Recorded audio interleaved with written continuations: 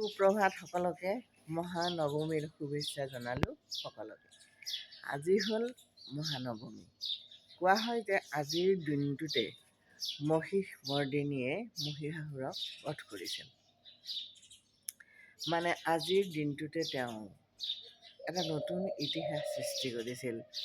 অন্যায়ৰ বিৰুদ্ধে সত্যৰ প্ৰতিষ্ঠাৰ হকে।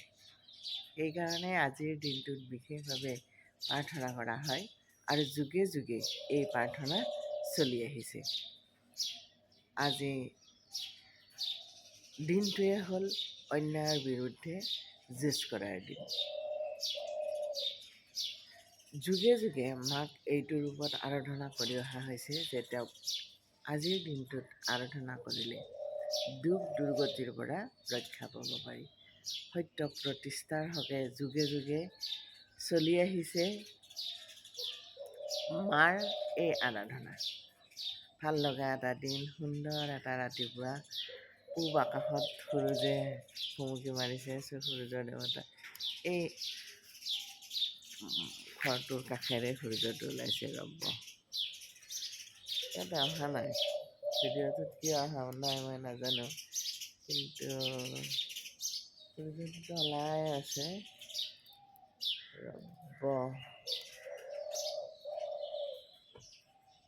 মই দেখাব পৰা নাই। জবা কুসুম শংকা ছায়ং কাশ্যময়ং মহাদুতিম ধান তাৰিং সৰ্ব পাপঘ্নং প্ৰণত হস্মি দিবাকৰম। পুৱাই সূৰ্য দেৱতাক এইটো মন্ত্ৰেৰে আৰাধনা কৰা হয়।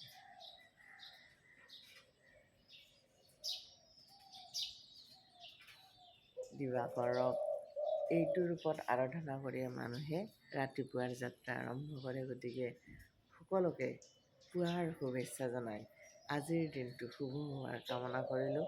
লগতে নৱমীৰ হিয়া ভৰা শুভেচ্ছা জনালোঁ।